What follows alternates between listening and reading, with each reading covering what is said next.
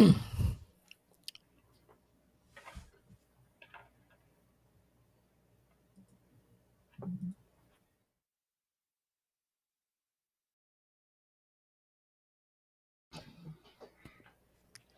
magandang gabi po sa inyong lahat. Magandang gabi po sa inyong lahat. Ako po si Kat Dimaano, mula po dito sa Migrantes, South Korea. Ito po yung unang broadcast namin ng Migrants Voice. Meron pa sana kaming kasama, unfortunately nagkaroon ng problema sa technicals ano. Layunin ngayong gabi sana na maabot namin yung tatlong tatlong tatlong usapin hinggil sa ano sa mga tawag dito seasonal farm workers. Gusto po sana naming abutin yung usapin ng una, ano yung proseso ng pagiging seasonal farm workers? Ikalawa, ano ba yung mga problemang kinakaharap ng ating mga kababayan sa seasonal dito hinggil sa usapin ng seasonal farm workers? At ikatlo, ano ang mga solusyon na pwede sanang gawin para ma-resolve yung problema ng seasonal farm workers? Pero dahil nga po yung sanang may sapat na kaalaman hinggil sa proseso ay nagka-problema sa technicalities, subukan na lang natin pag-usapan lahat-lahat. Pero bago tayo mag-umpisa, ipakilala ko muna yung aking mga kasama dito sa diskusyon na to ngayong gabi. Una, yung tagapangulo ng kasama ko, si Chairman Carlo Oliver, at ikalawa, si Reverend Pastor Sian Gabor Mendoza. Siya po ay faculty member of Union Theological Seminary Bible Department on sabbatical sa ngayon dahil nag-aaral po siya currently pursuing a PhD at Global Institute of Theology dito po sa Yonsei University. Magandang gabi sa inyo mga kasama. Bati naman kayo sa mga manunood. Magandang gabi po sa inyo lahat. Ako po si Carlo Oliver, ang chairperson na kasama ko, ang alyansa ng mga migrante manggagawa sa Korea. Magandang gabi po sa ating lahat. Ako naman po ay isang pastor at nagtuturo, but on sabbatical leave this time around for my furlough. But I'm so happy to be part of this usapin, no? Lalo tigit doon sa pagbibigay tawag dito, pagbibigay ng reflection, no? Kung ano ang pwedeng gawin naman, ano ang nasa isip at ng church, no, sa mga usaping ganito. So maraming salamat. So magandang gabi uli sa mga manunood Pero bago tayo mag-umpisa bago mag-umpisa si Chairman Carlo, siguro pansamantala tayong manood ng video. Pero sandali meron yata tayong may comment tayo. Magandang gabi daw, sabi ni Eric. Sabi ni Eric, magandang gabi daw po. Sandali po, gagawa lang tayo ng kasi supposedly ay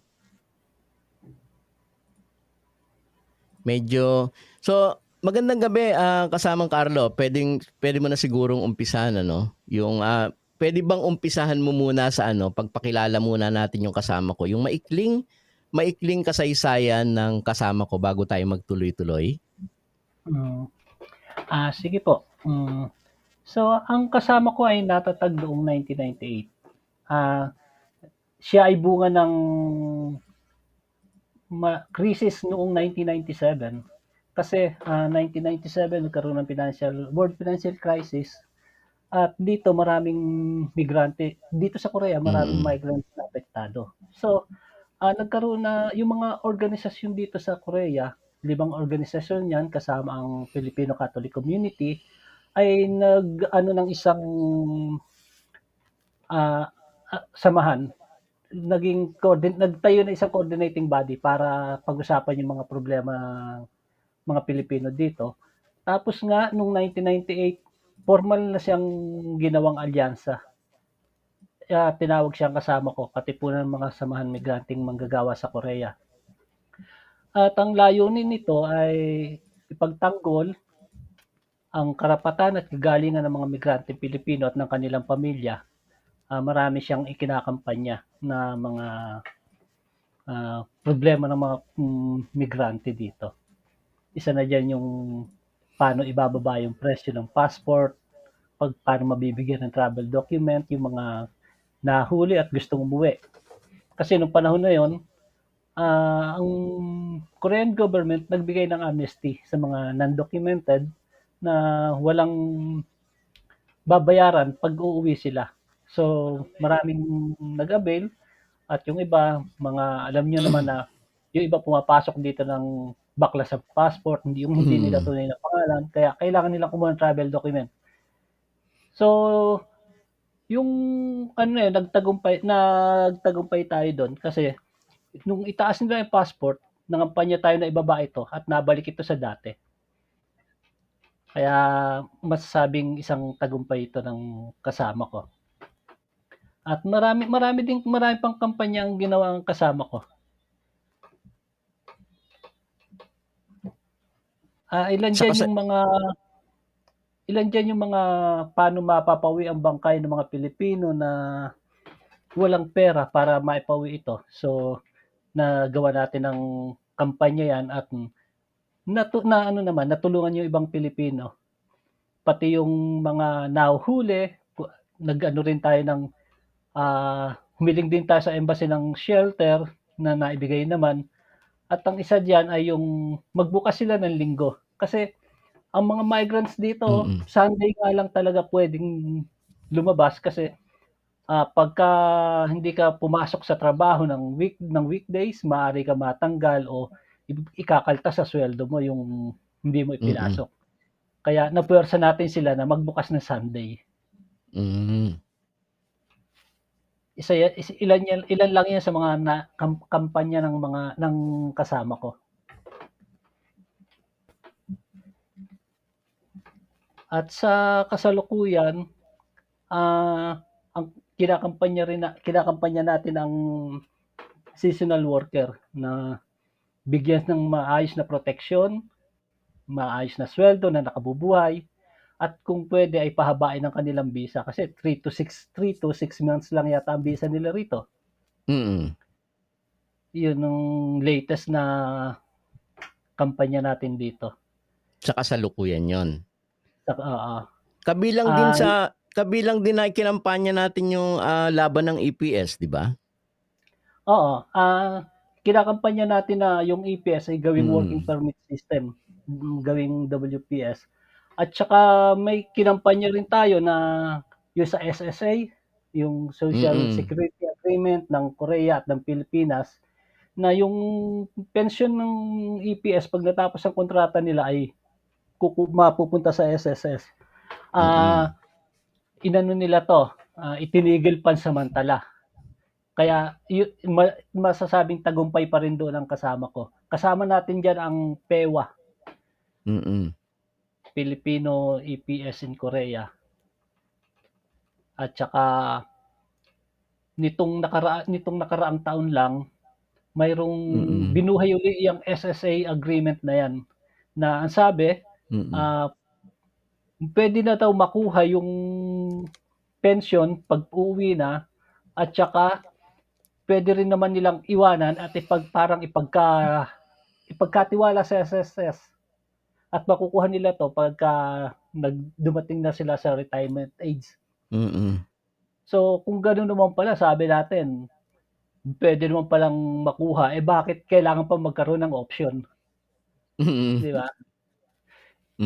Isa rin yun sa kinampanya natin na hanggang ngayon hindi pa sila nagtatagumpay.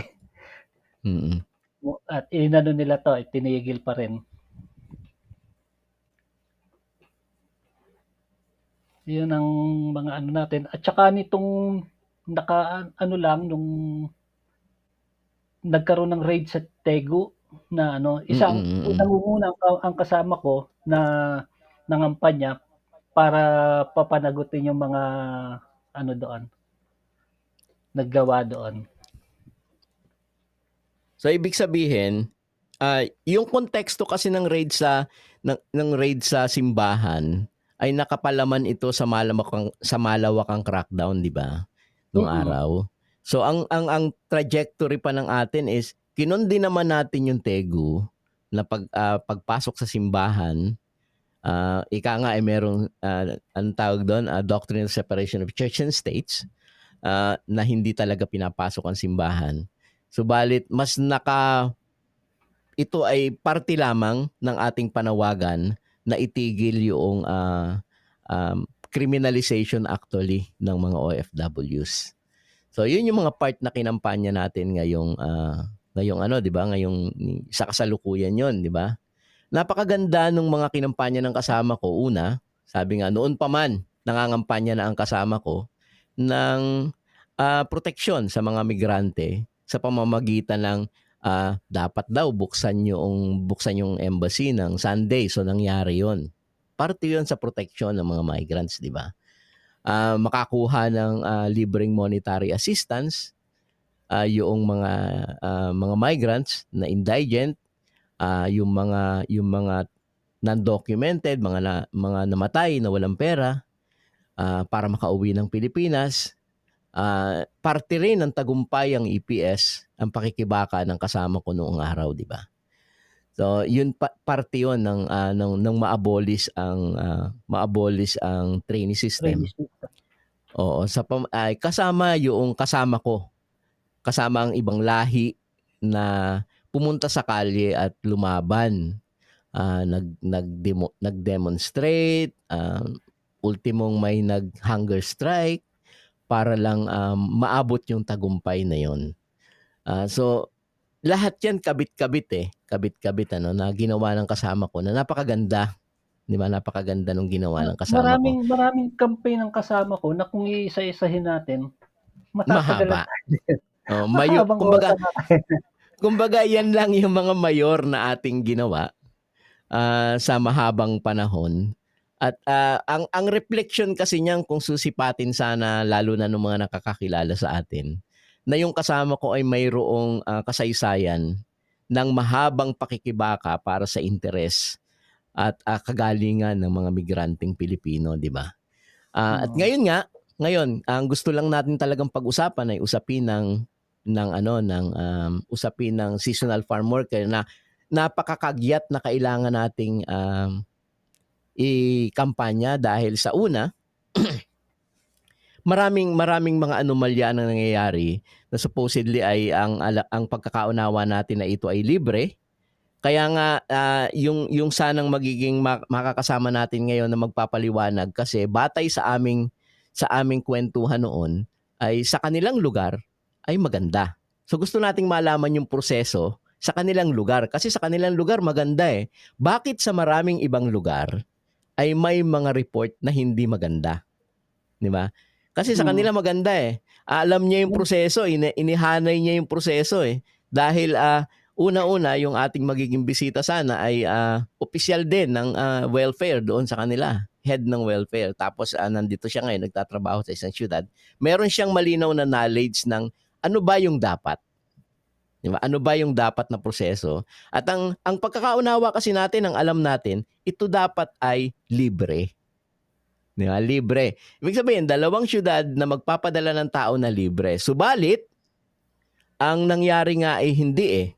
Kanina lang may nabasa ako sa Facebook na isang EPS, isang tawag dito, seasonal farm worker na nagsasabi na mayroon daw siyang yung tignan ko siya yung mismong post nakita ko sa Facebook na ipinost na humihingi ng tulong kasi ay kasi marami talaga binungang problema ang seasonal worker. Unang-una, halos hindi sila tinetratong tao o manggagawa. Siguro kung sa Cavite maganda, sana lahat gano'n na lang. Sana all nga eh. Sana all, di ba? Ito kanina Ito Unang-una kanina yung gusto ko lang kita nila. Sige, sige. gusto ko lang ituloy yung sinasabi ko kanina, no. Itong isang EPS na ito, sabi nagbayad daw siya ng 92,000 placement fee. Itong seasonal farm worker na to, placement fee plus may pinapirmahan pa sa kanya na 60,000 loan agreement na which is wala daw loan. So eto wala daw loan, kinaltasan siya ng sahod na 1.9, 700 kaya ng 700 kaya nagiging 1.2 na lang yung kanyang sahod. 12 oras siya ito yung mga nadidinig nating report sa atin batay sa mga nakausap natin, yung matinding kaya nga sinasabi natin mukhang itong seasonal farm worker ay naging hitsura sa esensya ay naging human trafficking. Kasi doon pa lang sa Pilipinas ay mayroon ng nagaganap na korupsyon. May mga narinig tayo, may mga report sa atin na sinasabing may collateral na lupa, titulo ng lupa, nagbayad ng placement. Pagdating sa Korea, may broker pa dito. Ibig sabihin, yung pobreng OFW na 5 buwan lang magtatrabaho, ay pagdating sa Korea, nagbayad na sa Pilipinas, may loan pa sa Pilipinas, pagdating dito ay titirahin pa ng broker. Ang hitsura talaga niyan ay it's either yan ay tumakas at maghanap kasi alam nila magugutom sila, yung pamilya. Kasi may collateral eh. So yung libre ay hindi na siya libre. 'Di ba? Hindi na siya libre. Naging parang nagmistulang alipin tuloy yung mga OFW. Kaya ang daming mga bumulwak ang madaming non-documented na isa ito sa naging source ng non-documented yun yung isa sa nangyayari sa ngayon. Ano ba yung pagtingin ninyo mga kasama? Baka may gusto pa kayong idagdag Tulad nga sinasabi mo, maraming nag-TTNT. Unang-una kasi 3 to 6 months lang ang kanilang visa. Tapos mayroon pang ang kinakaltas na mga bayad sa placement fee. Meron tayong nakapanayam noon na galing ng Gapan, Nueva Ecija. Sumasahod lang daw sila ng 30,000 pesos. Tapos ang 15,000 ay naipapadala sa Pilipinas. Tapos yung 15K naman daw makukuha lang pag-uwi ng Pilipinas after 3 months. So hindi naman biro magtrabaho sa farm, no? Talagang bilad ka sa araw at halos parang kalabaw ka na kung magtrabaho. Sa lahat ng mga pagkakataon na makaharap namin ang pero pagka may mga pagkakataong nakakaharap namin ng mga kinatawan ng embahada, halos ang topic namin sa kanila ay bigyan ng protection nga itong mga seasonal worker.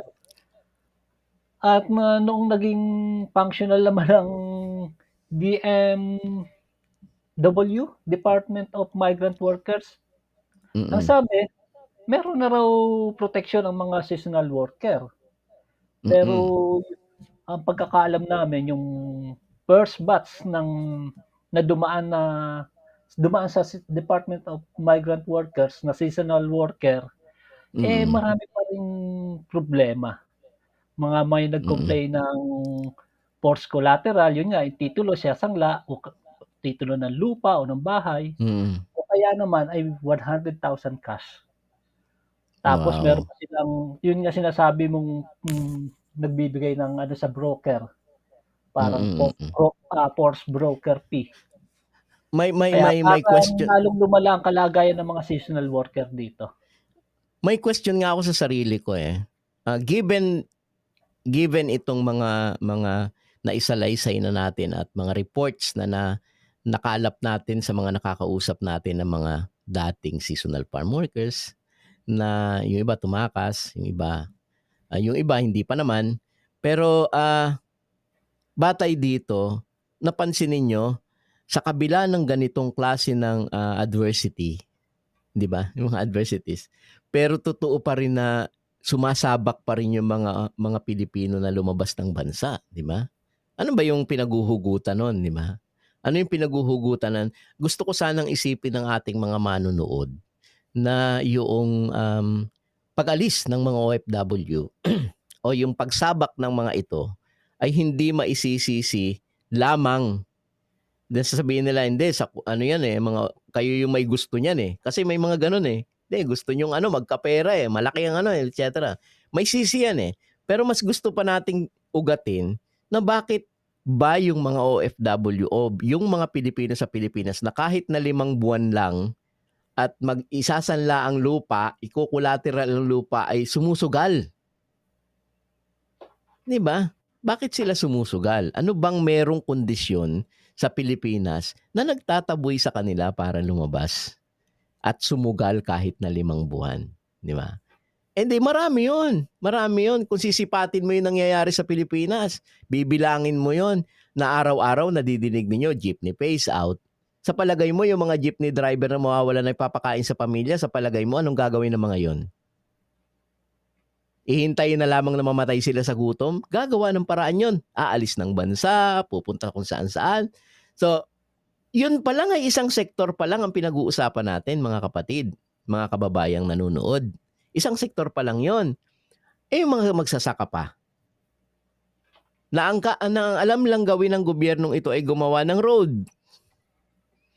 Farm to something na paborito ng kasama natin sa kabila, si Ka-RD. Paborito niya yun, yung farm to, ano ba yun? City road na ginagawa nila. Na wala namang silbi. Farm to market. Farm to road. market. Farm to market. Oo, di ba? So, dalawang sektor pa lang yon, mga manggagawa pa. Di ba? Kanina lang may kausap akong OFW nakababayan ko, taga Quezon din eh. So, hindi, yung isang Kapampangan na kausap ko kanina sa church, sabi ko, alam niya, sabi niya, magkakaiba yung sahod sa Metro Manila at sa kasi may regional wage board. So, yun din. Nagko-contribute lahat yan plus matinding political repression. Di ba? So, nagtutulak lahat yung mga yan para yung mga Pilipino ay makondisyon na pucha, mamamatay tayo sa gutom dito pag hindi tayo umalis. Parang ganun. Sorry Sorry sa sorry sa nadulas yung tila ko. Because may pastor pa naman tayong kasama. Anyway, I'm sorry, pastora. Nakakagigil kasi, di ba? Nakakagigil na isipin na paglabas, doon pa lang sa Pilipinas may nagaganap na sa'yo na hindi ka kayang bigyan ng suporta para mabuhay ng marangal, magkaroon ng kitang marangal. Lahat ng bagay, ultimong edukasyon ay komersyalisado. Pagkatapos ay lalabas ka ng bansa, paglabas mo ng bansa ay walang malinaw na proteksyon. Ito ay kasuklam-suklam, mga kababayan, kasuklam-suklam ito. So bago tayo magpatuloy kasi gusto ko sanang hingian ng perspektiba ng simbahan given itong mga nangyayaring ito si Pastora Pero bago tayo pumasok doon, gusto lang namin kayong bigyan ng isang example. Isa pa lang to Ano ba yung nangyayari sa isang seasonal farm workers? Ito yon. 와! 이서 개새끼들아! 개새끼들 이리 와! 이 새끼들 정신 안 차리 개새끼들아! 뭐야 이 새끼야 이거 씨발놈들아 이거 반이 뭐야 이거 개새끼들아! 씨발놈들아 저기도 여기까지 와야 돼 안 와야 돼 이 개새끼들아! 씨발 새끼들아! 이 새끼야 이런 새끼 뭐 말하면 새끼 타령을 안 봐 이 개새끼야! 이런 거 오늘 가! 새끼야! 미진 새끼야! 니 때문에 야 친구가 일 다 한대! 이 개새끼들아! 이 개새끼들아! 3명을 쓰면 3명 나온 일을 해야지 이 개새끼들아! 씨발놈 새끼 여기다 타라고 와버린 새끼야 침입을 오늘 이 새끼야! 개새끼들이 몇 번 똑같은 일 하는 거야 이 새끼들이! 이거는 죽어서 가야 들어가면 이 새끼들아! 이 새끼들은 뭘 사당하고 장난쳐 이 새끼들한테 가지고 개새끼들아! 우와! 이서 개새끼들아! 이서 개새끼들아! 이리 와! 이 새끼들 정신 안 차리 개새끼들아! 새끼야 이거 씨발놈들아 이거. Ayun. So yan.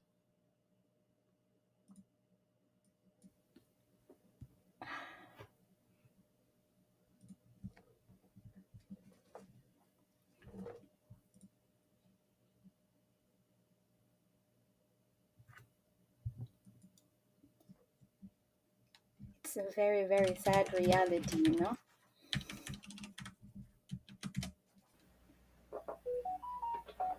Kaya ano yung sinabi ko kanina, hindi tinatratong tao ang mga manggagawa. Kung maintindihan mo yung sinabi nila, puro masasamang salita ang lumabas sa bibig ng Koreano. At may kasama pang pananakit, di ba? Yeah. Parang ang hirap. Napapakinggan ko parang maski talagang ang sakit sa dibdib nung gano'n ang ginagawa. Kahit hindi mo kababayan. Iba.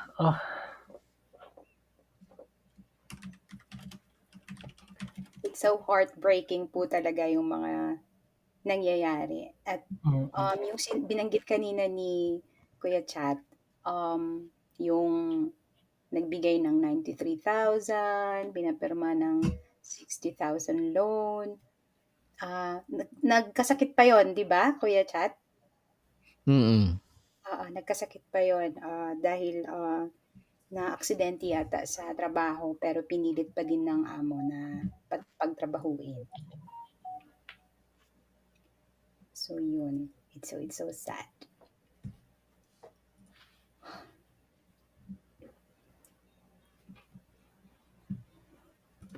So, unang-una hindi natin kinakampanya yung yung tanggalin yung seasonal worker, no? Kasi yung mga kababayan natin kailangan din nilang kumita at kahit maiksing panahon ng pag-stay nila sa Korea, kikita pa rin naman sila. Pero hindi natin aanuhin na pilit pa rin natin sila ipagtatanggol para mabigyan sila ng protection kung kinakailangang lumabas tayo sa kalsada at manawagan doon. Gagawin natin para lang mabigyan sila ng tamang protection. Kasi alam naman natin na pag nasa Pilipinas ka, talagang ang hirap din naman ng buhay. Kaya yung mga seasonal worker, kahit na kapit sa patalim, inaano nila sinusunggaban nila para lang sa kahirapan sa Pilipinas. Kahit na mayroon silang maliit na lupa na pinagkakakitaan, isasangla yun o iko-collateral para lang talaga makaahon sa kahirapan at makapunta ng Korea. Tapos ang dadatnan nila rito ganyan nga. Kaya ang kasama ko, asahan ninyo na patuloy namin kayong dadamayan at ipagtatanggol ang karapatan ninyo, ang kagalingan ninyo.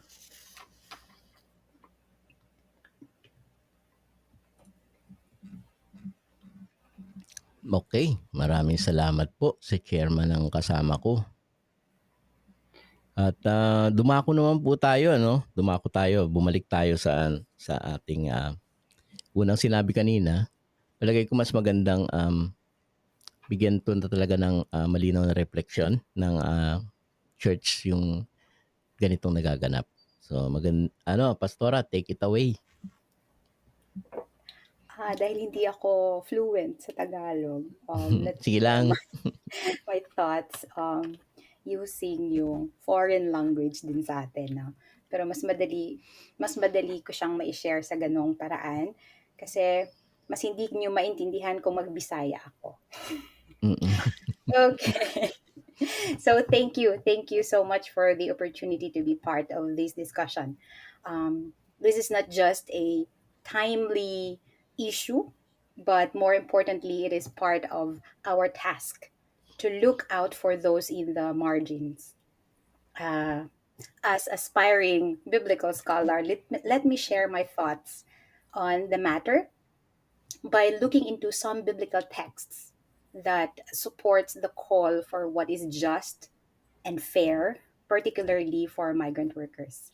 So, one biblical text that supports the call for justice, particularly for migrant workers, is found in Leviticus chapter 19, verses 33 to 34. And it says, "When a foreigner resides among you in your land, do not mistreat them.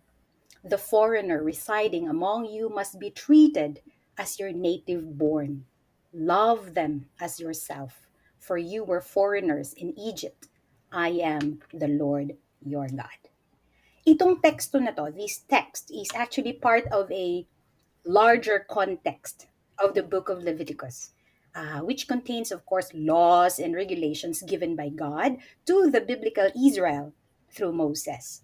In this specific passage, God is instructing the biblical Israel on how to live in a just and righteous manner, emphasizing the importance of showing love and compassion to others. That includes foreigners and strangers living among them. This passage emphasizes the importance of showing love and compassion to foreigners and treating them with the same respect and dignity as native born individuals. It serves as a reminder that we are all equal in the eyes of God, and that we are called to extend hospitality and care to those who are vulnerable and marginalized, including migrant workers. Additionally, in Matthew 25:35 to 36, this is very, very familiar siguro sa mga iilan sa atin, no? Jesus says, "For I was hungry, and you gave me something to eat. I was thirsty, and you gave me something to drink. I was a stranger, and you invited me in. I needed clothes, and you clothed me. I was sick, and you looked after me. I was in prison, and you came to visit me."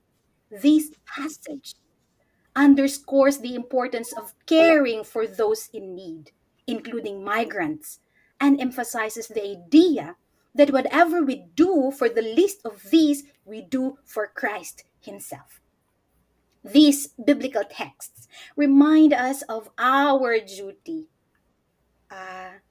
Hindi nga lang ng church people kundi sa lahat ng mga naniniwala at may tiwala sa Diyos at may pananampalataya sa Diyos. It is our duty to seek justice and to show compassion to all people. That includes migrant workers, and to advocate for their rights and dignity in the face of injustices. Nakita natin kanina yung example, no? Yung karanasan, concrete na karanasan ng mga seasonal migrant workers. Ang lala. Ang sakit sa dibdib, no? So as church people, we are called to love and serve all people. Di ba? Especially those who are marginalized and vulnerable. Seasonal migrant workers in Korea, in particular, often face unjust treatment sa nakita na natin, including low wages, long hours, and poor working conditions. These individuals leave their homes and families to come to Korea and search for better opportunities na hindi na ibibigay sa kung saan sila galing, only to be met with exploitation and discrimination. So it is our duty as followers of Christ to advocate for the rights and dignity of these migrant workers.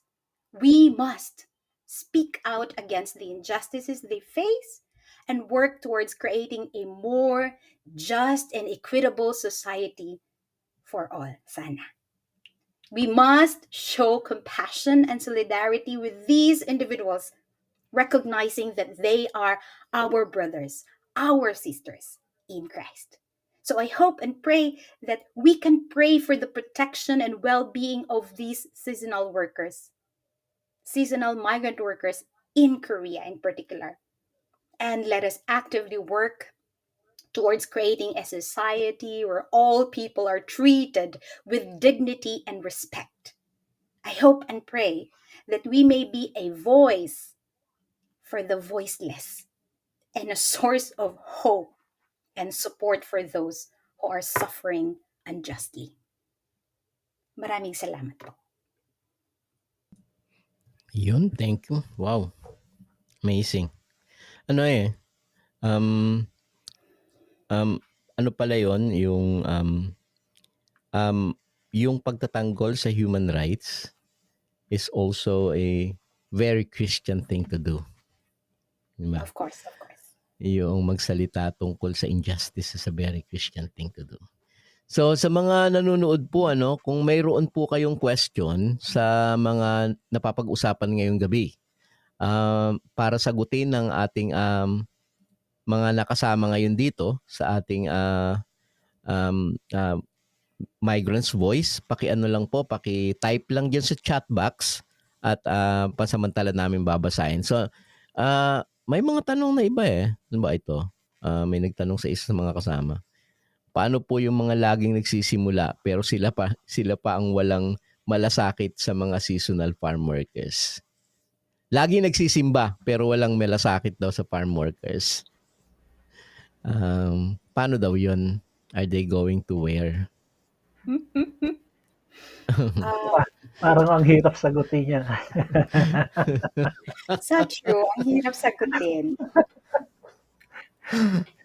Kasi kung talagang naniniwala ka at sumusunod ka sa yapak ni Kristo, may malasakit ka sa kapwa mo. Oh yeah. Kasi dalawa lang naman, if you remember, may 10 commandments, di ba? Yung Decalogue, ginawa po ni Jesus, sinamarize po niya ng dalawa. Kasi yung Decalogue, na-divide din po yon sa your relationship with God and your relationship with others. And so Jesus, kasi gusto niyang mas ma-memorize natin agad-agad. Ginawa niyang dalawa lang. Sinamarize niya into 2. Love your God with all your heart, mind, and soul. And then love your neighbor as yourself. So these are commandments. If you cannot love and show compassion to people, hindi ko po alam kung paano at anong tawag sa iyo. Oo, tama yon. So, you cannot do either lang. Di ba? Yung sinasabi, it has to be magkapareho siya.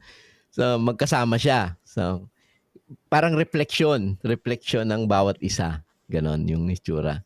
May tanong po daw, bakit hindi pa nila alam kailan naabutan sila ng at paliwanagan? Yeah, correct. Suggestion yon. Tama yon. Which is so correct.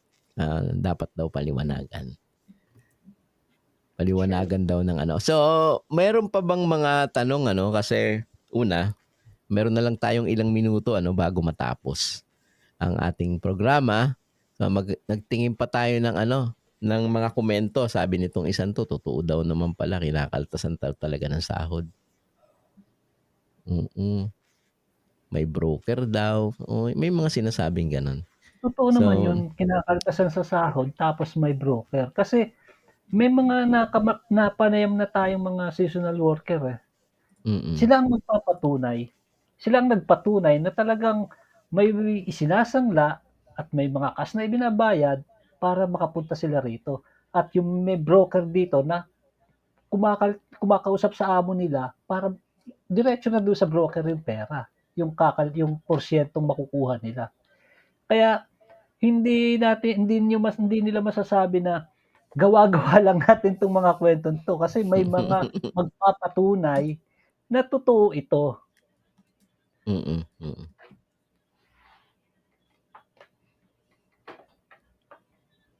Kaya yung iba na magsasabi na baka hindi totoo yung mga sabi-sabi lang yan. Hindi totoo po itong nangyayari. Baka chika lang, ganun. Seasonal workers. Meron pa nga tayo nakakwentuhan para lang maka-iwas sa ang trabaho nila sa dagat ang seaweeds ba yung kinukuha nila?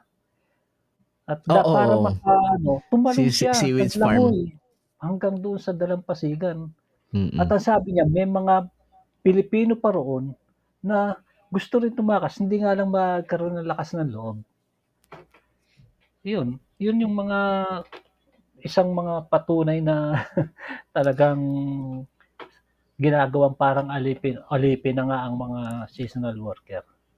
Tsaka traumatized sila eh, napansin ko. Mm. Traumatized sila. Siyempre ayaw nilang hindi nga sila makaharap eh kahit gusto nilang ilaban yung injustice nila. Hindi sila makaharap kasi siyempre iniisip nila yung pamilya sa Pilipinas, not everyone kasi depende yun on gaano ba yung katindi ng pagkapit mo sa correctness ng iyong kung faith man yan o faith, di ba? Kung faith man yan sa na sa Diyos na kailangan kong gumawa ng tama, di ba? So talagang may ganun eh. So iisipin talaga nila is yung sarili muna nila, iniano nila, ipinipwesto. Naunawaan naman natin 'yon, pero gusto sana nating ipaliwanag na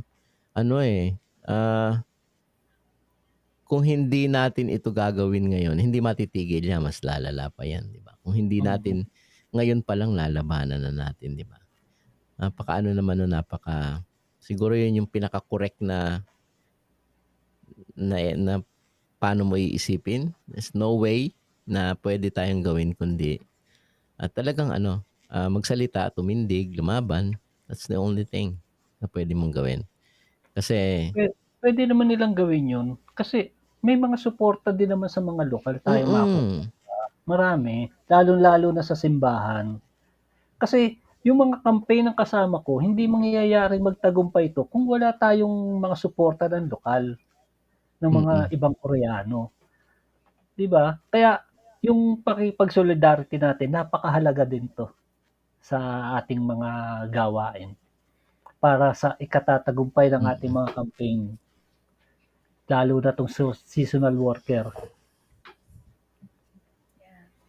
Sabi nung isang seasonal farm worker na nakakwento ko, unang araw pa lang daw, hinampas siya ng walis sa muka. Wow. First week, hinampas ako ng walis sa muka, kuya, sabi niya. Tapos sabi ko, anong ginawa mo? Nagpalipat ako, sabi niya. Nagpalipat ako doon sa broker. Sabi niya, pagdating doon sa broker, sabi niya sa akin ganun. Anong nangyari? Okay ba? Hindi, kuya eh. Sinikmuraan naman ako. So, double whammy, di ba? Double whammy. Sinimpulaan naman ako, kuya. Tapos one time, may nakausap din ako, 3 tumakas din ng mga seasonal farm workers. Ang sabi naman nila, sabi ko, kamusta kayo? Ganun. Kwentuhan. Sabi niya, di ba libre yun? Hindi, kuya. Sabi niya, ako nagbayad ako ng 20, yung isa nagbayad ng 15, just para makapasok. And now, it's getting too much. Kasi yung binasa natin kanina is, how much? 92K. 92K plus the loan. Ng isang nakausap natin, 100K. O 100K, di ba? Oo. This is BS, di ba? Isang lanang titulo ng lupa. Oo, merong may nag-collateral lang titulo ng lupa. May nag-send sa atin dati ng isang lista ng nangyari sa kanya, yung paano yung mga kinuha sa kanya, like 70,000 yung kanyang kinolateral. Marami pa na gusto sana natin siya makausap kahit na hindi humarap sa camera, kahit sana boses man lang, at least marami na tayong naengkwentro ng mga ganun na klase ng istorya. So eto, may komento si babasahin namin, sexy ang ibig sabihin ng pangalan niya, sexy ma'am. So sa lahat na magbabasaan, she's truly sexy anyway in person. And a good singer. Sabi niya, dapat po may mga pananagutan ang mga LGU sa mga nangyayari sa seasonal workers. Would you agree, people? Dapat naman talaga kasi sila dapat ang magbibigay ng protection dun lalo na itong bago yung Department of Migrant Workers. Kaya nga itinayo yan para sa proteksyon ng mga migrante. Pero kung ganyan ang nangyayari, anong silbi ng Department of Migrant Workers kung hindi nila mapapangalagaan ang karapatan ng mga migranteng Pilipino, di ba? Yeah, I think so. Kasi unang-una, yung mga migrant workers naman, nagkaroon sila ng tamang lakas na loob kasi there's someone protecting them. Kaya pwedeng hingan. I mean, kumbaga, hingan ng anong pwede nilang gawin. Yung ganun. Accountability, ayun. Hingan ng accountability ang nagpapadala sa kanila. Ang gobyerno mismo ang dapat na hinga ng ano. LGU. Kasi sila nga mismo tumawag sa mga OFWs na mga bagong bayani. Tapos wala kang proteksyong makukuha sa kanila, kundi sama ng loob, sakit ng katawan, pati hindi Wala mo loob, sakit ma-imagine yung ng katawan. napanood ko kanina. True. Totoo. Totoo yung sinasabi niyo. Hindi naman kailangan maging rocket scientist just to learn. Di ba? Hindi mo kailangan maging rocket scientist para hindi makita na something wrong with this seasonal farm worker. At pang-cover sa paano ba 'yon? Pagiging inutil siguro to provide jobs and opportunity. So kahit pabalagbag ipinapasok. Sabi nga sa amin sa probinsya sa Quezon, kahit balibe ipinapasok. Ibig sabihin kahit balagbag kahit hindi ayos titirahin. Alam mo naman mapapahamak yung kababayan mo, di ba?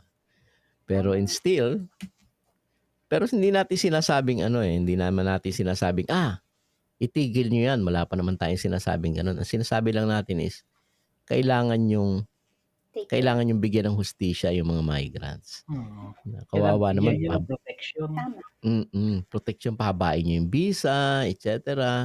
Di ba kasi, oh my God, hindi sila tinatratong tao. Well, kahit naman sino, yung mga non-documented, kaya nga nung binasa ni chairman kanina, yung unrelenting crackdown and criminalization of migrants yan Yung kumbaga walang patumanggang panghuhuli sa mga non-documented sa kabila ng lahat. Mga iniluwal din naman yun ng ganyang klase ng sistemang EPS may problema din, di ba? So, sa ngayon, ito yung pinaka-napaka-kagyat, yung usapin ng mga seasonal farm workers. Meron pa ako nakausap one time, hindi sila pinagagamit ng cellphone. Meron sila lang na parang may oras. Yung parang, okay, pwede kang gumamit ng cellphone at this time. Parang ganun. Hindi sila makatawag.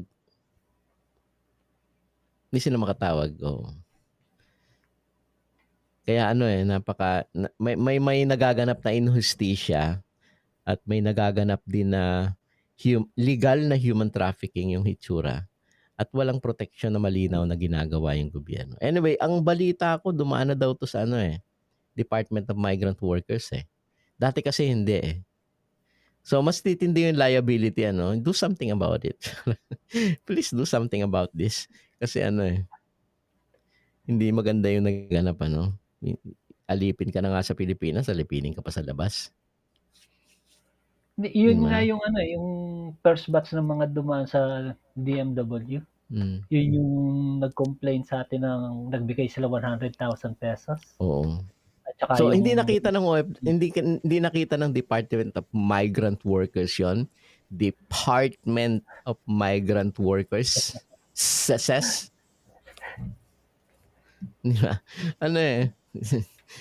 This is just so yun sapak na sapak yun sa natin sa program natin Migrants Voice. Hindi nyo ba nadidinig yung boses ng mga migrants na na hindi lang hindi lang intimidated ng gobyernong pasista na ibinugaw ka sa labas ng bansa. Walang pwedeng gamiting ibang salita just ang hitsura kasi nung ganun labor export is always sa atin ay hitsura ng ikaw ay ibinubugaw na para kang hindi lang talagang ikaw ay tinatratong isang kalakal. Tama. At kaya nga systematized. Yung kausap ko nga kanina, sabi ko sa kanya, may kausap ko sa church kanina, sabi ko sa kanya, kita mo, sabi ko, tayo yung migration in the Philippines is an industry. No? So, nung ginawa siyang industry, isa lang ang ibig sabihin nun. Isa kang trade commodity. Di ba? O pwede daw bang idemanda? Pwede daw bang idemanda ang mga agency na nagpapadala? No, it's not an agency. EPS. Kala ko ano. EPS, chairman, nagpapadala ng mga EPS at seasonal farm workers na napariwara. Dumating pa sa Korea at sa pilitang pinauwi kahit na yung kararating lang sa Korea. So, unang-una hindi naman agency ang nagpadala sa mga EPS dito at saka mga seasonal worker. Sa EPS, government to government yan eh. So, gobyerno ang sisingilin mo dyan. At doon sa mga seasonal worker, LGU naman yan eh. Pero ngayon, dahil dumaan na sa DMW, gobyerno pa rin ang liable dyan. As Sila pa rin always. ang dapat mong singilin dyan. Kaya kung magdidemanda ka, malamang matatalo ka.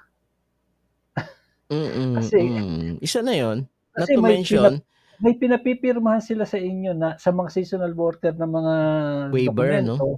no? Waiver. Oh. Na pwede nilang gamitin para sila sa kanilang pananagutan. At saka ang SISTI, yung EPS kasi, is supposedly diretso yan from POEA going to Korea. Ang ginawa kasi, meron tayong sistema sa Pilipinas na ultimong migration ay deregulated. Di ba? Deregulated siya, liberalized siya. Kaya nagkakaroon ng mga agencies. So yung mga EPS dumadaan sa agencies, tapos dinideploy sa labas ng bansa. Kasi may mga namit akong EPS, ako nag-apply, sabi niya. Sabi ko, dumaan ako sa ganun, nilakad ako nung ano. May ganun sila na sistema. Doon sa yung mga ganun. Pero ang may mga ganun. Sa POEA pa rin sila. Exactly. Pero ibig sabihin, naguhugas kamay yung gobyerno, di ba? Naguhugas kamay yung gobyerno.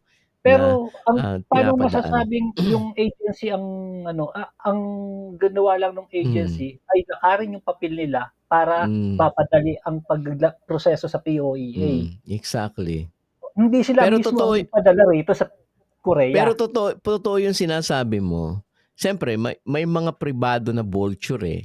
Paano ba natin pagkakakitaan yan? Pero tama ang sinasabi mo na talagang gobyerno yung punot dulo na sisisihin mo kasi sila naman yung promotor ng labor export eh. Di ba? Nung panahon ni Marcos, ang sabi, panandalian lang yan.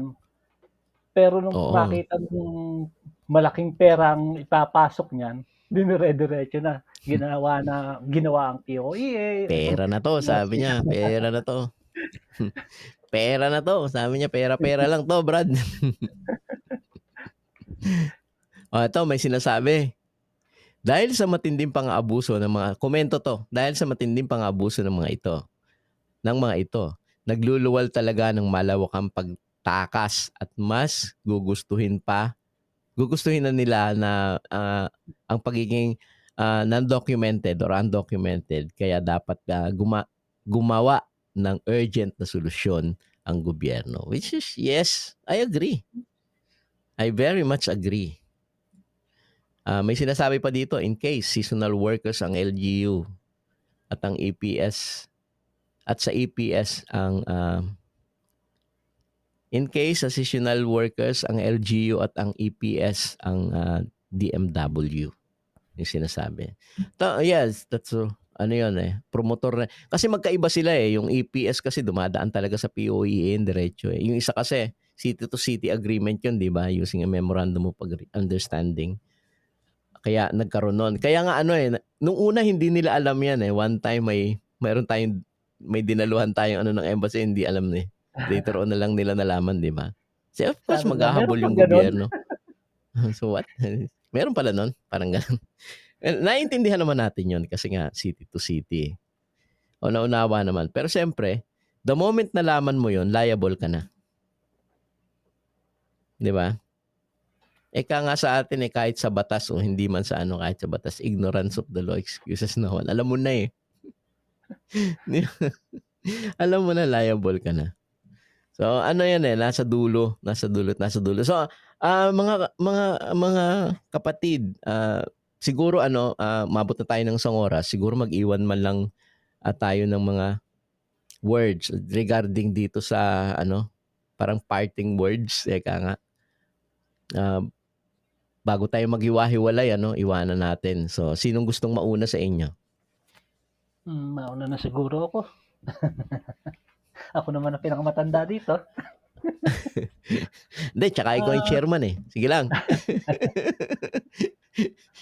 Ang ano ko lang po sa inyo, masasabi ko, sana yung mga kakilala natin seasonal worker, wag naman nating masyadong ikondena yung, halimbawa, tumakas.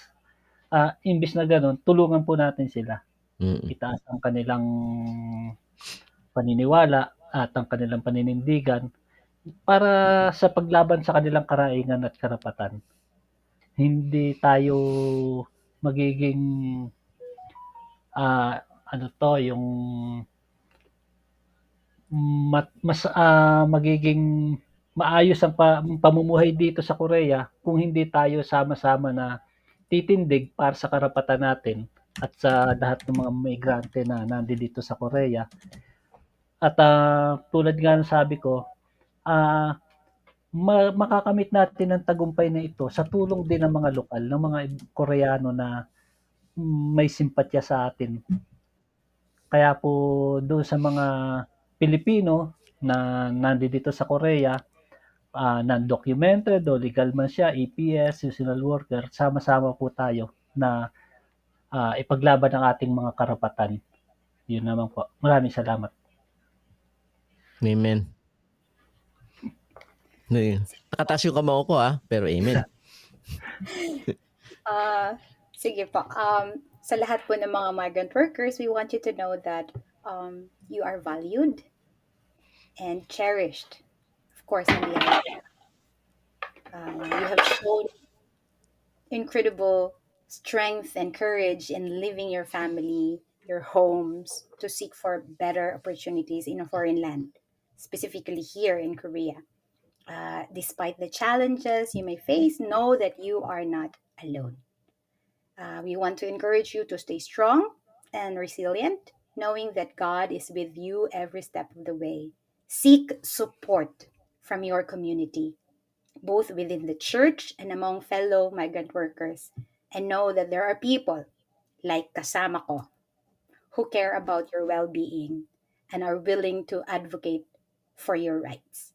Remember that you are not defined by your circumstances or the unjust treatment that you may face. Your worth and dignity come from being a beloved child of God. Keep your faith strong and trust in God's provision and protection. And again, seek help. Learn to magsalita ka para malaman ko. Ayun. Learn to magsalita. No? Ilabas nyo yan. Magsalita kayo, tumindig kayo, and we pray and hope that you will find comfort knowing that you are never alone in this struggle. Na may mga other agencies po tayo na pwedeng tumulong, na nandyan lang palagi. Of course, the embodiment of the ministry of Christ in the here and now. So God bless po at Adja, fighting. Anyway, yung ating una sanang tagapagsalita ay nakapasok. Unfortunately, nakahabol siya. So, pwede pa rin natin siyang bigyan ng pagkakataon magsalita bago tayo matapos. Pero, gusto ko sanang susugan yung minimension kanina. Wala sa isip ko tuloy yung minimension kanina. Anyway, gusto ko bago natin ipasok si si Be De Castro, ay gusto ko sanang i-announce yung susunod nating topic. So, ang ano po kasi ang Migrants Voice ay magaganap po twice a month. Na ang nakafocus lang po talaga sa issue ng mga migrants dito sa South Korea. Kaya Migrants Voice Korea siya eh. So, pag-uusapan po natin sa susunod ay tungkol naman sa mga usapin ng kababaihan dito sa South Korea. So, women's yung ating topic. A week 2 weeks from now. Oo. Parang ganon. So, next week wala. Susunod na linggo meron. Women. So, I think pwede na nating ipasok si Bea, ano, para makapagpaliwanag, ano, sandali, ano, kung ano man yung nangyari, sandali, ano. Pero bago ko ipasok si Bea, pakilala ko muna si Bea, no. Ang isa nating bisita na dapat nasa unahan siya ay si Betty Castro. Siya po ay head ng Community Affairs Office sa Municipality of Silang Cavite. Nasa kasalukuyan, siya po ay intern dito sa Nanggu office located in the District of Busan dito po sa South Korea. District ng Busan yan, di ba? Yung Ulsan. So district ng Ulsan. So magandang gabi. Ang gusto lang naman namin sana, kaya nilagay ka namin sa nasa unahan ka kasi gusto namin makita yung proseso kasi alam namin meron kang complete knowledge kasi last time na nag-usap tayo, ipinaliwanag mo sa amin, no, it's sa amin, this is kasi ako, mayroon akong complete knowledge. So sige. So paano ba yung proseso mula sa inyo papunta dito? Paano yung recruitment? Sa seasonal farm workers, actually yung recruitment, independent siya from LGU. Meron kaming memorandum of understanding with MUAN, yung isa sa mga cities dito na doon tayo nagdadala ng seasonal farm workers. Doon sa memorandum of agreement ng LGU silang sa kanila, ang ine-ensure ng LGU yung welfare ng mga seasonal farm workers Hindi pa yung recruitment process. Yung recruitment process, may third party dyan na ang nasa meron ding MOU doon yung LGU. Mas sila yung nagpo-provide ng training for Hangul. Sabihin pagsasalita ng so yung buong recruitment package naka-care of siya doon sa mas sa company na pagdadalhan ng mga seasonal farm workers. Ang role ng LGU, one, i-ensure na walang extra expense yung mga seasonal farm workers aside from the recruitment process. Like yung visa, syempre yung mga papers from application ng passport hanggang tickets. Tapos yung pagka na-recruit na sila, ang LGU ng Silang, meron siyang pinoprovide na financial assistance na tigti 3,000 pesos per seasonal farm worker na paalis. Yung mga sigurado na naaalis. Tapos, sagot na yung bus na maghahatid sa airport. Tapos, ihahatid sila ng previously, 2 staff ng Silang LGU ang naghatid sa kanila dito sa Korea, dun sa first and second batch na napadala ng Silang. Para ma-ensure na diretso dun sa recruiter talaga sila na pupunta at safe yung kanilang pagpunta dito sa Korea. Yun, hanggang doon yung intervention kasi ang LGU hindi naman siya pwedeng mag-recruit ine-ensure niya lang yung welfare nung kanyang yung mga kanyang residente na papunta ng Korea. So paano yung halimbawa yung recruitment, say for example, hindi hina-handle ng LGU, sino yung nagre-recruit? Yung company from dito sa Korea. So may representative sila sa Pilipinas, parang ganun. Oo, doon sila nag-a-apply. So yun yung hindi ninyo kontrolado. Oo, yun yung beyond. Kasi batay sa sinasabi mo kanina, yung Silang Cavite pa nga nagbibigay pa ng incentives Oo, diba? May financial assistance. May financial assistance, libre ka sa bus, nakipag-memorandum of agreement sila, pero ang sinasabi mo kasi is hindi kontrolado ng Silang municipality, ng gobyerno ng Silang, yung recruitment. So doon may Mm. trouble. Kasi, unang-una hindi kasi siya part ng function ng LGU yung direct Hmm. recruitment. Kasi Mm. siyempre government 'yan, eh. So, ang kaya na lang i-ensure ay, welfare ng mga Mm, manggagawa mm. natin na dadalhin. Second, yung, ah, walang walang mediator ba, walang middlemen. Kasi Mm. sa ibang mga Supposedly. Oo, sa iba kasing naririnig namin sa ibang mga lugar, may hati sa sweldo yata yung mga seasonal farmers o Mm. nababawasan pa. Yung Mm. mga taga-silang naman, sure sila na yung nagastos nila sa process ng recruitment, yun lang talaga yung magagastos nila. Wala silang Hmm. babayaran dun sa LGU or walang makukuha from LGU o walang kukunin ng Mm, LGU. mm. Hindi namomorsyento ang LGU. So talagang ano 'no, siguro maganda yung sinasabi mo kasi nakapaglinaw ano. Kasi ibig sabihin, merong kailangang iwasto sa proseso kasi hindi dapat dapat tingnan din yung usapin ng recruitment kasi doon nagkakaproblema, 'di ba? Malamang dahil hindi niyo kontrolado at nakalabas sa inyo yung recruitment, siguro doon nagkakaroon sa ibang lugar. Hindi ko naman sinasabi sa inyo, no?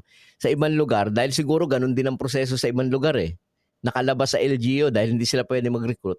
Kaya siguro may mga report na sinasabi na merong, halimbawa kagaya nung nabasa ko kanina, ah, kinunan siya ng 92,000 collateral. Yung iba naman nakilala namin is kinunan ng tawag dito, kinunan ng titulo ng lupa, may mga ganon. Hmm. Yung pala, ibig sabihin, meron talagang problema yung agreement na yun although nagpo-provide ng job, meron kailangang ayusin.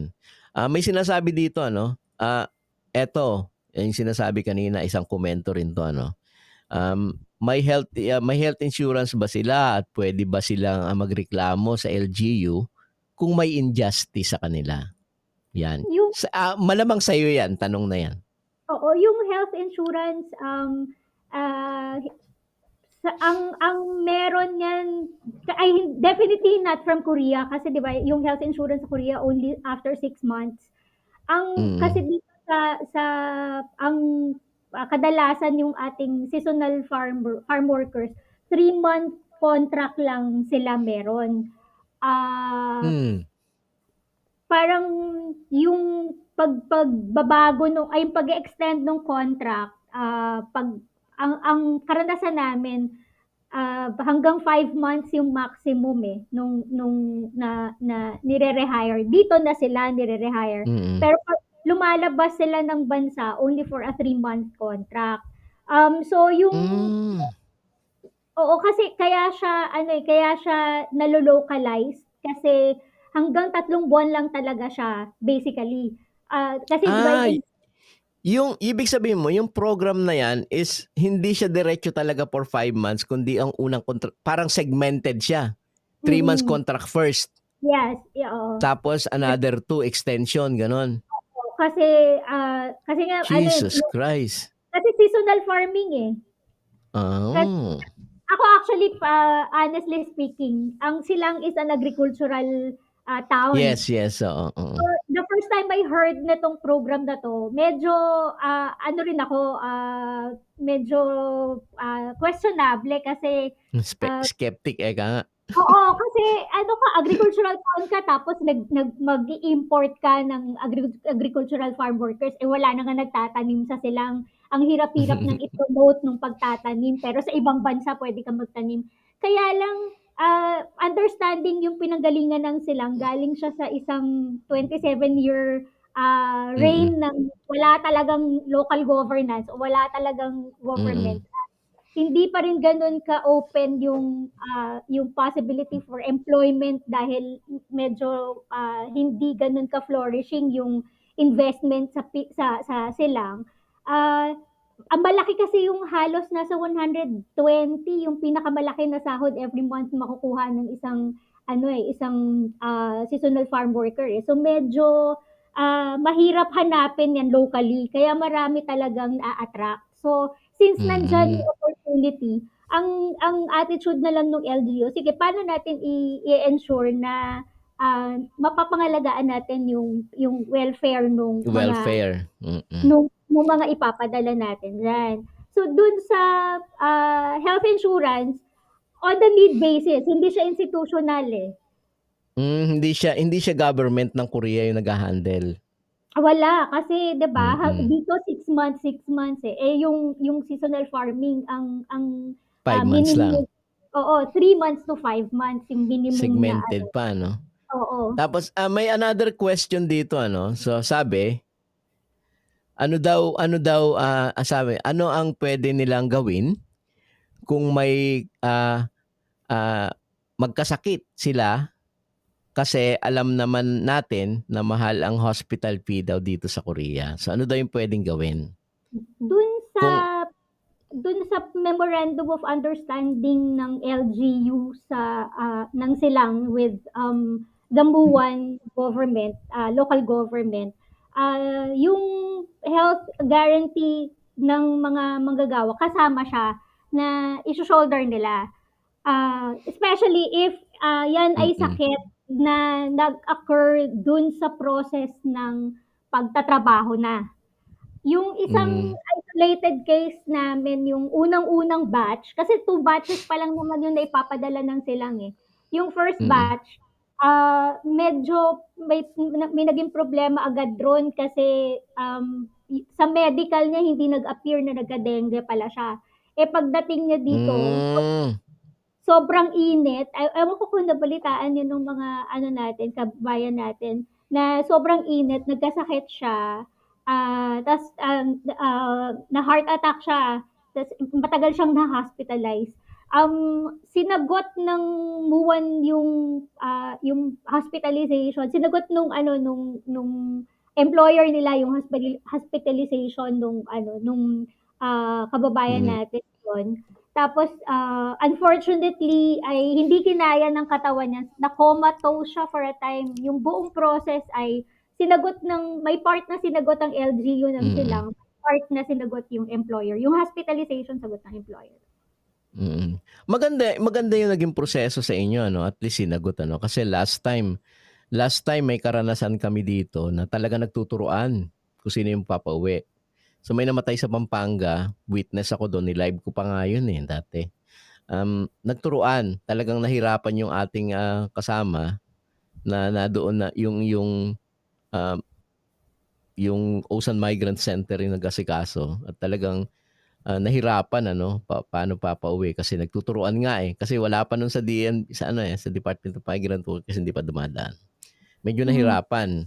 Maswerte yung sa inyo, at least may ganon na nangyayari. Yun nga yung problema namin din kasi maraming mga taga-ibang bayan na sa silang nag-a-apply. Siyempre dahil LGU kami, ang priority mo ay mga taga-silang yung ina-accept mo for seasonal farm workers. Pero maraming nag-a-apply from Batangas, from Central Luzon. Kasi iba-iba yung proseso, ano. Supposedly isa lang yung proseso pero nagtataka kami iba-iba yung proseso. Yun yung napakagandang paliwanag, ano. Siguro ang nakikita ko lang na problema kung hindi directly nagre-recruit ang LGU, kailangan sipatin yung usapin ng recruitment kasi nga meron pang isang nagtatanong, hahabol. Ask ko lang po, sabi niya, tulad po niyang nalaman nyo na yung mga nangyayari sa mga seasonal farm workers, ano ang action nyo? Oo, dahil ano ang action nyo at anong countermeasure nyo po para maiwasan ang mga ganitong pangyayari. So para hindi na raw mangyari ulit yung mga ganon. Kumbaga sa hindi naman sinasabing sa inyo talaga, pero at least kung mag-initiate ang Cavite, dahil ang Cavite ay may magandang record ng ganon, di ba? So yung silang. So siguro kung mag-initiate ng counter, baka tularan ng ibang tularan ng ibang nasa ibang syudad na may mga record na problema sa mga seasonal farm workers. Ang edge siguro yung maging madetalye dun sa meron kasi talagang MOU o yung Memorandum of Mm. Understanding. Kumbaga kasi yung mga employers na Koreans, hindi naman sila nagre-recruit ng employees from Pinas independently from sa kanilang mga city. So nag na, given na may understanding between two LGUs, masisipat mo doon kung sino yung pwedeng singilin at sino yung pwedeng ma-hold accountable. Kaya Mm. ano yan siyempre political rin, mas may pag-asa tayo minsan talaga sa mga consensus na local government officials. Meron pa namang natitira na mga local government officials na sincero dun sa kanilang sinumpaang tungkulin. So, Mm. nagagawa nila na maging sincere doon sa welfare ng mga residente ko 'to. Kaya Mm. naka-ano siya, naka plus star doon sa Mm. MOU with MUAN.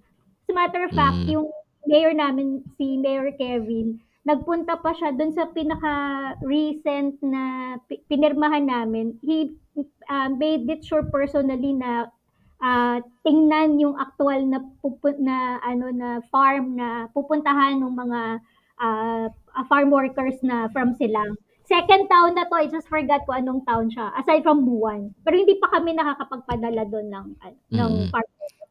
Under negotiation pa siya. Okay. Kasi maganda rin yung tanong niya, no? Siguro dahil nakikita niya yung mga nangyayari. There must be someone na liable, 'di ba? Lagi naman gano'n eh. Laging merong gano'n. Hindi uubrang merong nangyari and then walang liable, 'di ba? And otherwise, baka pag sinabi mo walang liable, sinong liable diyan? Hindi mo naman pwedeng ituro yung langit or something. 'Di ba? Hindi uubra eh. So, may liable sa mga nangyayari, which is maganda din naman yung tanong niya, no? Hindi ko lang alam kung may specific kayong napag-usapan kanina nung konkretong mga pangyayari. O Ah, meron actually. ah, Oo, merong may mga napag-usapan kami kanina tungkol dun sa isang sample na yung sample nga lang yun at marami kaming karanasan actually na mga nakausap na mga former na mga seasonal farm workers na nagbahagi ng karanasan. At kadalasan nga yung ganon yung karanasan yung nadali sila ng broker dito sa Korea at sa Pilipinas. Yan. So, yun yung problema na malamang, gaya nga na sinabi mo kanina, yung pala nakahiwalay ang recruitment sa LGU at walang karapatan yung LGU na mag-recruit. So, merong gray area somewhere na kailangang ayusin. Pero yung recruitment process, yung sinasabi ko, distinct but not separate siya. Kasi ino-oversee din siya ng Department of Agriculture namin. Yung recruitment na dapat nag-a-abide siya doon sa standards na sinet ng Memorandum of Understanding. Pero of course, Tama. hindi directly na yung LGU ang nagre-recruit. Ibig sabihin, Nagre-recruit. hindi sila sa LGU nag-a-apply. Pero So nakatali pa rin yung kamay ninyo. Yun yung doon nakatali yung kamay sa within the boundary ng ng MOU di ba? So may tanong ulit. Tanong lang po. May nabanggit po kayo, ma'am, kanina na independently application ng mga LGU. Kayo po sa Silang Cavite, sa Silang ay may MOU. Sa mga ibang LGU po ba walang katulad po sa inyo na may mga MOU din? So tinatanong kung may kasi sa inyo daw may MOU. Mayroon kayong memorandum. Hindi ako familiar. I'm not really sure kung paano sila sa ibang bayan. Pero yun nga, ang edge siguro namin, dahil ang nagagastusan pa ang LGU Silang sa halip na kumikita doon sa process ng seasonal farm worker. Kaya in reality, maraming mga taga-ibang lugar na sa Silang gustong mag-apply. Pero yun that's a violations against the MOU kasi dun sa MOU, silang residents talaga lang yung ifa-facilitate ng silang Mm. LGU. Mm. So, kung wala na pong tanong, lumalalim na ang gabi. The night Pasensya is na po young kayo and we na Umiyak ka nga, the night is young. Oh, may isa pa, may humabol pa. Paano po mapapanagot ang mga employer yung may mga nagawa silang injustice sa mga seasonal farm workers? Say for example, sa inyo, kunwari, hindi na wala kaming alam kung meron nangyari sa inyo, pero kung in case magkaroon ng isang taga Silang Cavite na minaltrato, ano ang pwedeng aksyong gawin ng Silang Cavite LGU? Yung MOU yan kasi nakalagay dun sa Kakansilin nyo, ganon. Hindi, i-hold natin accountable yung employer doon sa local government Konteksto nila. konteksto Oo, ng Kasi ang framework nga is LGU to LGU yung memorandum of understanding. Etong employer nakapailalim yan dun sa nila sa accountable yan dun sa district government sa city government nila. May understanding tayo dun sa city government nila. So kung sakali na may injustice, may maltreatment, pwedeng ipaabot ni seasonal farm worker kay sa LGU natin ng Silang, tapos ang LGU ng Silang ang magre-report sa kanya, sa munisipyo nila para ma-reprimand or magkaroon ng action yung government. Tama. Parang ang control mo is control mo in your side of the aisle and my side of the aisle is my control.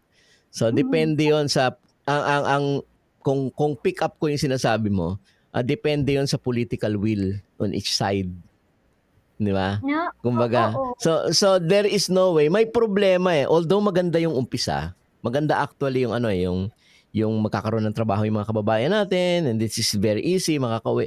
Pero mayroong problema pag dumating na yung nag-occur na yung injustice kasi sino ba naman kakampihan mo? Ay hindi siyempre yung kababayan mo. Di ba? Parang ganun yun Kaya talagang itong agreement na ito ay nakatali sa gaano ba tayo ka-gentleman, parang ganun. Parang gentleman agreement yung usapan. So siguro kaya nga sa bahagi namin sa personal contingent, yung panawagan ng kasama ko napakawasto Di ba? Napakawasto na bigyan ng mahabang visa Bigyan ng mahabang visa, bigyan ng mas mahabang visa kaysa sa 5 months lang. Bigyan ng talagang proper na severance pay, yung itratong isang ordinaryong manggagawa kasi nga may gray area somewhere, di ba? May gray area somewhere. Although napakaganda ng puso, di ba? Napakaganda ng puso na mag-provide ng jobs, di ba? Wasto 'yun napakaganda. Which is Ako ang long term pa rin buhayin yung agrikultura sa Pilipinas. Exactly. Tama. I agree. Advance natin ang agriculture sa Pilipinas. Hindi pa rin long term na nagpapadala tayo ng agricultural farm workers sa ibang bansa. Sa ibang bansa. Diba? Wala naman nagtatanim ng kape ngayon sa Silang? Sa Silang wala, deads ng coffee. Grabe kape dyan nung araw Amadeo yung meron. Oo, kasi known siya. Pero nabakasyon ako dyan nung araw non-vert ng golf courses Pamilya Buwan yung pinuntahan ko nung araw dyan. Ang problema kasi pag pinahaba natin yung kontrata ng seasonal farm workers, actually yun yung problema ngayon hahawakan niya ng national government. Yes. It will be under POEA, it will be under the Department of Migrant Workers. Mas mahirap na i-ensure yung accountability. Yes. Oo. Sa ngayon medyo pwede pa nating sabihin na may edge yung mga LGUs na may matitinong ang haba nitong message pumasok. Kailangan talaga ito yung pinost kanina. Gusto ko sanang tingnan. Ay, wow. So, ito yung pinost kanina na nakita namin sa Facebook na sinasabi kong problema ng isang EPS. Ayan, no? Pag binasa mo siya, nagbayad siya ng 92,000 placement fee na may pinapirmahan sa kanya na 60,000 loan na wala naman actually. Yun wala naman. Kinaltasan siya ng sahod ng 1.9 ng 700 kaya naging 1.2 na lang yung kanyang sahod. 1.9 sahod niya, kinaltasan siya ng ng 700. So wala na. 12 hours siya nagtatrabaho and so on. So dire-diretso na yung usapin. Actually naka-post yan somewhere sa nakikita mo rin yan. Yan yung isa sa example at isa lang yan, actually madami. Kaya sabi ko although maganda yung umpisa ng trabaho, pero kailangan mo magiging accountable sa usapin na to di ba? At kailangan talagang araling maigi yung seasonal farm worker ng gobyerno mismo kasi may mga gray area somewhere. Yeah. So may ganoon. Alam ko ang seasonal farm workers as a matter of policy dapat ay LGU facilitated. So kung LGU facilitated yan, hanapin nila yung commitment ng local government nila doon sa process ng kanilang pagpirma ng kontrata. Kasi nandun somewhere yung accountability. Yes. So, tama. Gaya nung isang nakausap ko, hindi lang makaharap yung tinira doon sa local government sa area nila. Hindi naman to sa Cavite, sa ibang area to. Hindi nga lang makaharap kasi natatakot Natatakot dahil nga siyempre uwi ka nga naman, nandun yung pamilya mo, tapos sasabihin mo, hindi, corrupt yun Kinunan ako ng 70,000 Di ba? Hindi mo pwede sabihin yun Natatakot siyempre. Pero sabi ko nga, dapat magkaroon ng courage para tumindig or something. Sana makuha nila yon. So, any pwede mong iwanan na salita, kasi mahaba na tayo. Pwede naman nating ulitin. At maraming salamat at nakahabol ka pa, sa matinding update ng computer. Yes. Kamuntik na akong uminom ng antidepressant Pasensya na, sorry. At sa gitna ng teknolohiya, bobita pa rin talaga. So, siguro bago tayo maghiwa-hiwalay, iwan ka muna ng kaya ng sinabi ko sa mga kasama kanina at kay Pastora. Parting words, nga. Magandang gabi mo. Hindi na ako nakabate. Magandang gabi. Si De Castro po ako, tulad ng pakilala kanina, nandito ako sa NAMGU as intern sa kanilang opisina, parang City Hall ng NAMGU, as a civil servant. 10 months ako dito, pauwi na ako ng Agosto. Ang isa sa na-realize ko dito sa Korea ay ang madaling mabuhay pero mahirap maging Koreano. Nagtatry akong mag-immerse sa kanilang culture kasi on one hand na kailangan nilang din na mag-cope up sa modernong buhay pero kailangan nilang i-maintain yung tradition na relatively na-appreciate ko tuloy yung mas abanteng kultura na meron tayo sa Pilipinas. At mabigat, medyo maswerte po ako kasi medyo magaan ang aking trabaho dito pero sa 10 months ko na magaan, may mga panahon pa rin ng kalungkutan, may panahon ng naghahanap ka ng meaning ng buhay, yung familiarity, yun yung something na nami-miss natin sa labas ng bansa, 'di ba? Yung something familiar. Dito dumadaan ng isang linggo wala kang kausap kung hindi yung mga work related. At doon ako bumibilib sa ating mga kasamahan ng migrante na sa gitna ng sakripisyo ng pagwalay sa pamilya talagang bine-brave out nila ang kalungkutan dahil kailangan nila na buhayin yung gobyernong meron tayo sa Pilipinas. At kailangan buhayin yung pamilyang meron tayo. Ako po ay bilib sa resilience na totoo ng ating mga migranteng Pilipino. At the same time ay lalong nakakabilib na sa kabila ng challenge ng employment, ng culture, may mga tumitindig na mga migrante na itinutuloy hanggang sa labas ng bansa yung pakikibaka natin para sa mas mahusay at mas maunlad at mas malayang kinabukasan ng Pilipinas. Sa gitna ng dalawang gobyerno yung nakaamba sa'yo na pwedeng mong kalabanin ay buong tapang na hinaharap yan ng mga migrante. Kaya bilib po ako sa inyo na sa inyo talaga ang kinabukasan ng isang malayang Pilipinas. Saludo. Ayun. Magandang gabi po at una nagpapasalamat kami sa inyong tatlo.